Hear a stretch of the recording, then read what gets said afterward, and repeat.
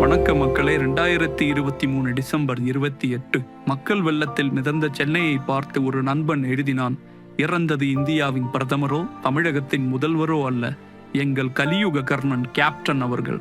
Captain இறந்த அன்றைய தினத்தில் மட்டும் அடுக்கடுக்காக நடந்த அதிசயங்கள் பற்றிய பதிவே இது. ஆம், எம்ஜிஆர் மறைவுக்கு பிறகு இப்படி ஒரு ஜன சமுத்திரத்தை சென்னை நகரம் இப்பொழுதுதான் பார்க்கிறது. கேப்டன் அவர்களின் மரண செய்தி வந்ததும் 10 வருடங்களுக்கு மேல் வீட்டிலேயே முடங்கி போன மனிதர் ஒரு காலத்தில் திரையுலகிலும் அரசியலிலும் கொடிகட்டு பறந்திருந்தாலும் அவரது இறப்பு என்ன பாதிப்பை ஏற்படுத்தும் என்று நினைத்தவர்கள் ஏராளம். இங்குதான் மனிதனின் கணக்கை அக்கணமே மாற்றி எழுதியது காலம். அவன் பிறவியும் அவன் செய்த தர்மமும் அவன் வாழ்ந்த வாழ்க்கையும் சாதாரணமானது அல்ல என்று உலகுக்கு மட்டுமல்ல, ஒருவேளை அவரது தவ புதல்வர்களுக்கு கூட முழுமையாக அப்பொழுதுதான் புரிந்திருக்கும் என்பதில் எந்தவித சந்தேகமும் இல்லை. இதற்கு சாட்சிதான் கேப்டனின் இறுதி ஊர்வலத்தில் மக்களை நோக்கி வணங்கிய கையுடன் மட்டுமே நின்ற விஜய பிரபாகரனும் சண்முக பாண்டியனும். மருத்துவமனையிலிருந்து வீட்டுக்கு எடுத்து வரப்பட்ட கேப்டனின் உடல் வீட்டிலேயே வைக்கப்பட்டிருந்தது. முதல்வர் ஸ்டாலின் வீட்டுக்கே வந்து அஞ்சலி செலுத்தினார். கூட்டம் கணிசமாகத்தான் இருக்கும் என்ற அனைவரது கணிப்பும் தப்பாகி போக வீட்டிலிருந்து கோயம்பேடு அலுவலகத்துக்கு எடுத்து வரப்பட்டார் கேப்டன். இங்குதான் அரசியல்வாதிகள், சினிமா பிரபலங்கள், ஏன் கேப்டனின் குடும்பத்தினரின் கணக்கே தப்பாக போனது. மக்களாகிய எங்களை மட்டுமே மூச்சாக சுவாசித்த எங்கள் தலைவனை நாங்கள் இல்லாமல் எப்படி வழி அனுப்ப முடியும் என்று நினைத்தது மக்கள் சக்தி. ஒட்டுமொத்த தமிழ்நாடும் தங்களது தலைவனை வழி அனுப்ப சென்னையை நோக்கி கண்ணீருடன் படையெடுத்தது. கண்ணீரில் தத்தளித்தது மக்கள் என்றாத மக்கள் வெள்ளத்தில் தத்தளித்தது கோயம்பேடு.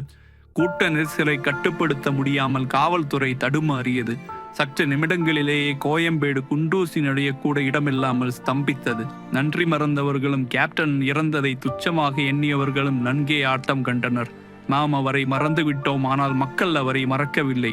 இறப்புக்கு போகாவிட்டால் மக்கள் நம்மை மறந்து விடுவார்கள் என்று நண்டிகெட்ட பல உள்ளங்கள் பதட்டமடைந்தது. கேப்டன் பாணியில் சொன்னால் மக்கள் தீர்ப்பே மகேசன் தீர்ப்பு என்பது போல் வேறு வழி இல்லாமல் இறுதி அஞ்சலி செலுத்த அந்த நன்றி மறந்தவர்களும் வந்தாக வேண்டிய சூழல் ஏற்பட்டது என்பதே உண்மை. கூட்டம் அதிகரிப்பதைக் கண்டு நிலைமை கைவிட்டு போனதை புரிந்து கொண்ட தமிழக அரசு வேறு வழியின்றி நெரிசலில் சிக்காமல் மக்கள் வரிசையாக நின்று இறுதி அஞ்சலி செலுத்த கலியுக கர்ணனின் உடலை தீவு திடலுக்கு இடமாற்றம் செய்தது. அதற்கான சகல ஏற்பாடுகளும் கனக்கச்சிதமாக தமிழக அரசை உடனடியாக பிரம்மாண்டமான முறையில் செய்து முடித்ததும் அனைவரையும் ஆச்சரியப்படுமாறு செய்தது. பிரபலங்கள் வந்து போவதற்கும் தனித்தனியாக வழிகள் ஏற்படுத்தி கொடுக்கப்பட்டது. மக்களுக்கு வாகனங்களை நிறுத்தவும் குடிநீர் வசதி, கழிவறை வசதி என்று அனைத்துமே நிறைவாக செய்தது தமிழக அரசு. இவ்வளவு ஏற்பாடுகள் செய்தும் கூட மக்கள் வெள்ளம் பெருகிக் கொண்டே போனது. கலாநிதி மாறன், உதயநிதி ஸ்டாலின், அண்ணாமலை போன்ற பெரும் புள்ளிகள் கூட மக்கள் கூட்டத்தில் சிக்கி பல மணி நேரம் பொறுமையாக காத்திருந்துதான் கேப்டனுக்கு அஞ்சலி செலுத்தினர். எத்தனையோ காவல்துறையினர் அழுது கொண்டே அஞ்சலி செலுத்தியதெல்லாம் கேப்டனுக்காக மட்டும்தான் இருக்க முடியும். கடைசியாக இறுதி ஊர்வலம் தீவுத்திடலில் இருந்து கோயம்பேட்டுக்கு புறப்பட்ட வழியில் நடந்த அதிசயங்களே ஏராளம்.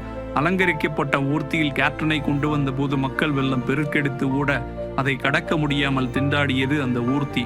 நேரம் அதிகரித்து கொண்டே போனதா வேறு வழியில்லாமல் அந்த சோகத்திலும் மைக்கை கையில் எடுத்து மக்களுக்கு அன்பு வேண்டுகோள் வைத்தார் திரைப்படதான். சாலையின் இருபுறமும் அடுக்குமாடி கட்டடத்திலும் மேம்பாலங்கள் மீதும் ஏறி நின்று கோயம்பேடு வந்து சேரும் வரை கலியுக கர்ணனுக்கு மக்கள் மலர்களை தூவிக்கொண்டே இருந்தது மெய்சிலிருக்கும் காட்சியாகவே இருந்தது.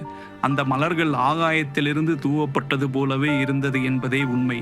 தந்தைக்கு கிடைக்கும் இந்த இறுதி மரியாதையை கண்டு வாயடைத்து போன விஜய பிரபாகரனும் சண்முக பாண்டியனும் கண்ணீருடன் மக்களை கையெடுத்து வணங்கியபடியே நின்றனர். இதெல்லாம் ஒரு புறம் நடக்க அப்பொழுதுதான் யாரும் எதிர்பாராத அந்த அதிசய நிகழ்வும் நடந்தது. இறுதி ஊர்வலம் சென்ட்ரல் ரயில் நிலையத்தில் அருகில் வந்தபோது கருடர்கள் 3 முறை கேப்டனின் உடலை ஆசிர்வதித்தது போல வட்டமிட்டு பறந்தது. அதை கண்டு பிரேமலதாவும் அழுது கொண்டே அவரது மகன்களும் கருடனை கையெடுத்து வணங்க மொத்த கூட்டமும் கருடனை கையெடுத்து கும்பிட்ட தெய்வீக காட்சி அனைவரையும் மெய்சிலிர்க்க வைத்தது. இதன் தொடர்ச்சியாக கேப்டனின் 16வது நாள் காரியத்தன்று மக்களுக்கு அன்னதானம் வழங்கும் நிகழ்வில் கருடன் மீண்டும் வானத்தை வட்டமிட்டு பறந்தது. அதை கண்ட பிரேமலதா அவர்கள் அழுதபடியே அந்த காட்சியை எல்லோருக்கும் காட்ட அனைவரும் அந்த கருடனை கையெடுத்து கும்பிட்டதும் ஒரு அதிசயம்.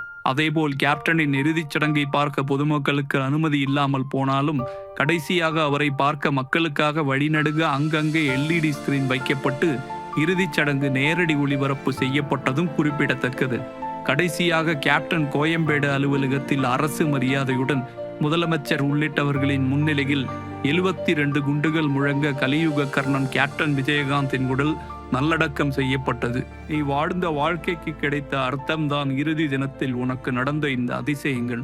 ஒரு மனிதன் என்பதையும் தாண்டி ஒரு நல்ல தலைவன் என்பதையும் நிரூபித்த தருணம் உன் இறுதி தினம்.